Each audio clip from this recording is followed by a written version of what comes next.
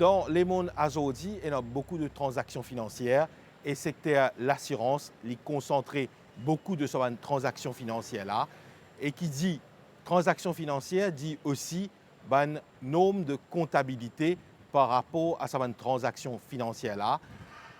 L'assurance, un contrat d'assurance, implique un outil financier, mais aussi un contrat qui génère l'argent, l'ONPE de l'État, pour être autonome international, à Maurice comme ailleurs, bonne compagnie d'assurance, fin bien adopter le International Financial Reporting Standards et dans nos cas en particulier, dans le cas l'assurance, nous cause le IFRS 17 qui était ça, qui s'est impliqué pour les investisseurs, pour les clients. C'est ça qui nous parle comprendre plus aujourd'hui dans l'éclairage économique.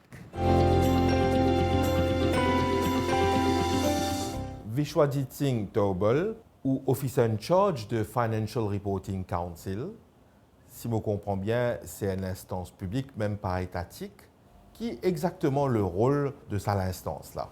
Le Financial Reporting Council est une instance régulatrice indépendante qui s'est créée en l'année 2005, après qui nous a promulgué la loi Financial Reporting Act en 2004. Il tombe sous le ministère de la Service Finance et Bonne Gouvernance et notre rôle majeur, c'est nous assurer qu'il y a une compagnie à l'intérêt public, qui nous appelle les Public Interest Entities, quand je présente le bilan financier, li according to normes internationales des comptables. La norme internationale comptable qu'on nous dit, c'est la International Financial Reporting Standards, qui est issue par une instance internationale et qui, quand une compagnie adopte ce principe-là, lui donne la transparence dans le bilan financier. Et laisse-moi revenir avec les Public Interest Entities. Dans la loi Financial Reporting Act, il est bien défini qui était une Public Interest Entities. Nous avons une compagnie qui listait la bourse, c'est défini et il est une Public Interest Entity. Nous avons la banque, là aussi, c'est une Public Interest Entity. Nous avons une compagnie d'assurance, là aussi, c'est une Public Interest Entities. Et aussi, il y a l'autre définition des Public Interest Entities, que si une compagnie sur actif ou sur chiffre d'affaires dépasse 500 millions, il est catégorisé comme un Public Interest Entity. Ou bien un groupe qui est actif et sur turnover, il dépasse 1 milliard, lui aussi, il est catégorisé comme un Public Interest Entities. Si je comprends bien, quelque part, où est toute l'instance, ou l'organisation et ou l'équipe, côté du monde, côté le public, côté consommateur, mais casse, n'est-ce pas? Exactement. C'est-à-dire, nous trouvons une liste d'entités, une compagnie qui liste le labo, c'est un public, un investisseur qui guette un bilan financier pour une compagnie et je fais ce choix. Quand ça, je parle de casse pour les plus rentables. Même affaire pour la banque aussi. Un consommateur, un public, il peut aller la banque quand les plus bénéfices pour lui. Il peut mettre ce casse dans l'assurance, là aussi, il a besoin de ce bénéfice.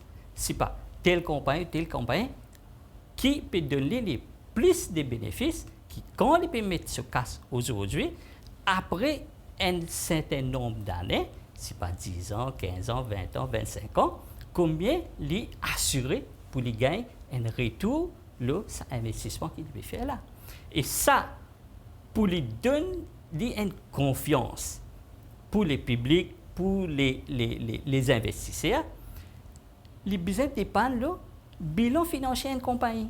Et c'est là qu'il nous a un standard de comptabilité qui est créé pour donner la transparence au niveau de la compagnie quand je peux présenter le bilan financier.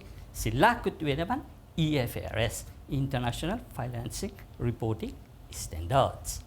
Et ça, c'est un rôle de la FRC. Le deuxième rôle qui nous a, c'est nous aussi guider l'auditeur, nous réguler l'auditeur qui faire l'audit de ce compte-là. Donc, dans une deuxième phase, elle nous peut guider, si pas compagnie, elle peut présenter ce bilan financier comme il se doit, accordé to la norme internationale des comptables. Et de l'autre côté, que l'auditeur qu'on y paye, l'audit de ce compte-là, lui aussi, il est assuré que quand la compagnie présente ce bilan financier, lui, indépendamment, il vérifie que les comptes sont bien faits according to sa norme internationale. Quand nous écoutons, c'est qui nous comprend. Un comptable, je fais compte, un auditeur, je check compte des savants comptables là, et je Financial Reporting Council, je check travail auditeur, je supervise travail auditeur. Est-ce le cas? Exactement. C'est ça qui crée la confiance dans les publics et dans les personnes qui peuvent investir dans ma compagnie à Maurice. Vous choisissez Tobel quand on peut cause IFRS 17. Avec qui ça fait comparer vraiment pour le public qui peut nous comprendre de quelle façon un norme comme ça, il amène plus d'efficience, plus de transparence.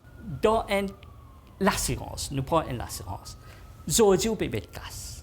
Mais on peut pas prendre casse aujourd'hui même pour gagner dans 10 ans, 15 ans, 20 ans. À cette casse-là, combien il peut vaut dans sa 20 ans-là, ou bien au terme de sa contrat-là, il y a beaucoup d'estimation qui fait là-dedans. Mais nous trouvons une valeur, une variable quand nous faisons l'assurance. Vous voyez ça. Aujourd'hui, demain, il est capable de demain, il a gagné un petit autre problème. Mais ça, une estimation-là, on est continuel basis. Chaque année, quand la compagnie peut faire ce bilan financier, il a besoin de faire cette estimation chaque année. Donc, c'est un problème qui, IFRS 17, maintenant, est venu pour corriger ce problème-là. Donc, quand une compagnie applique IFRS 17, il est plus transparent, il est plus aide les consommateurs, il est plus aide l'investisseur pour faire les choix qui côté les plus meilleurs pour les capables d'investir sur l'argent. Vous choisissez Tobel, Officer in Charge Financial Reporting Council. Merci beaucoup. Merci beaucoup. Et moi, j'espérais qu'avec ce éclairage qui nous donne là, et aussi avec le programme que la MBC peut faire au niveau des consommateurs, les publics dans les domaines de la finance, pour aider à investir l'argent que les plus bénéfices pour eux. Donc, nous remercions la MBC, nous remercions le ministère de la Services financiers et bonne gouvernance pour l'initiative qu'ils ont prise pour éduquer la population pour qu'ils débattent quand je parle investir je casse, je suis sûr et je connais qu'en retour, je suis plus à l'aise avec l'investissement qu'ils ont fait et je peux gagner les retours qu'ils ont mérités. Han Sukna, Sanya Sissaha, je forme partie du département comptabilité de SICOM Group. Et avec eux aujourd'hui, nous pouvons comprendre un petit peu mieux qu'appelle IFRS, c'est un nom comptabilité qui SICOM Group peut servir. Han Sukna, avec aujourd'hui, nous pouvons cause un nom comptable qui n'est adopté par SICOM, c'est IFRS 17. Qu'est-ce que ça, ce nom comptabilité là? Alors, IFRS veut dire International Financial Reporting Standards. Alors, c'est un nom comptable comme beaucoup d'autres noms comptables qui existaient, mais IFRS 17 est spécifique à l'industrie de l'assurance et un nom comptable qui est là depuis 2017, mais est obligatoire pour l'adoption par une assurance à partir de janvier 2023. Quelque part pour le grand public, qui en a gagné là-dedans quand un groupe comme SICOM implémente un nom comptable pareil? IFRS 17 est connu comme un des normes les plus complexes. Pour une compagnie comme SICOM, c'est une compagnie qui a beaucoup de stakeholders et que, comme on connaît, que ce soit un investissement, un produit d'assurance, et lui donne une visibilité et une transparence à l'utilisateur de ce compte-là. Alors, il est important que nous respections ce norme-là pour que les gens aient confiance dans ce placement, dans cet engagement qu'ils ont avec une compagnie comme SICOM, coûte bien souvent, que ce soit une assurance vie, que ce soit assurance générale, véhicule, etc. Ça m'a dit là, j'ai une confiance que la compagnie peut adopter un standard des plus hautes qui existaient dans le domaine de l'assurance. Hansukna, Aster, comment tu peux dire, nous propose l'implémentation technique d'un norme comptabilité pareil qui s'impliquait pour SICOM Group et c'est au collègue Sanya Sisara qui vous nous plus sur ça, n'est-ce pas? Exact. IFRS 17 est tellement complexe que nous avons staff qui a un training pour capable faire le IFRS 17. Et aussi, IFRS 17 il applique aussi le ban compagnie, toute bonne compagnie d'assurance à Maurice, même en DO aussi global. Et IFRS 17 il applique plus le ban produit de life, avec l'assurance à vie, assurance générale, comment dire, moto, médicale, property, etc. Et aussi, nous avons beaucoup de training avec nos consultants qui nous disent prendre une expertise DO pour venir expliquer nous ça. Parce qu'en local, nous pas vraiment beaucoup d'expertise là. Pour commencer, le IFRS 17, c'est que nous avons une analyse un peu plus profonde de nos produits.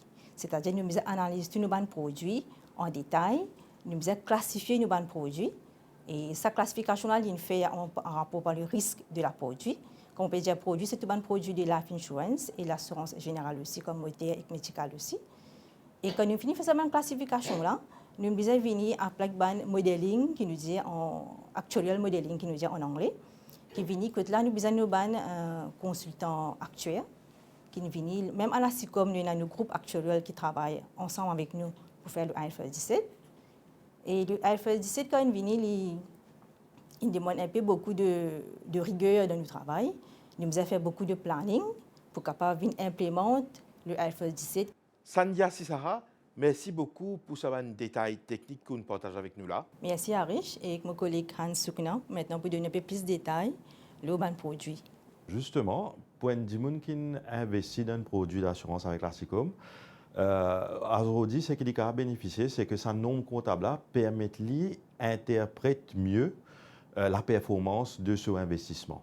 Alors, si vous avez un intérêt dans la comptabilité, il n'est pas besoin de dépendre sur les autres pour conseiller, il est capable en lui-même d'avoir plus de visibilité sur la performance de la compagnie, gagner confiance que ce investissement peut être utilisé correctement et que, bien sûr, la frayeur qui existait en général, c'est que est-ce qu'il se l'a mené en sécurité et qui, pour la pérennité, pour les prochaines 20 ans, il connaît qu'il est capable de dépendre dessus et qu'il y a la confiance que ça peut gérer de la meilleure façon possible.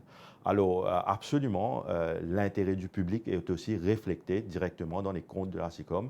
D'ailleurs, c'est la raison pourquoi la comptabilité a besoin d'un élément de transparence, parce que ce n'est pas réservé à certaines personnes, c'est disponible à tout le monde.